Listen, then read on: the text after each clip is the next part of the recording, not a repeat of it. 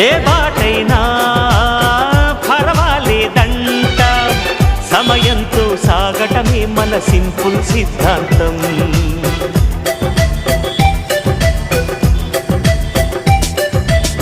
చిరుగాలికి పరిమళమిచ్చే సిరిమల్లెల వనమై ఉందాం, గగనాన్ని నేలను కలిపే హరివిల్లుల వంతెన అవుదా.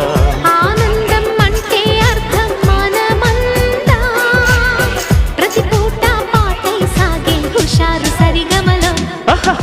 ఎన్నో ఎన్నో రాగాలుండే సంగీతం కాదా, చల్లకి నవ్వుల కేరింత.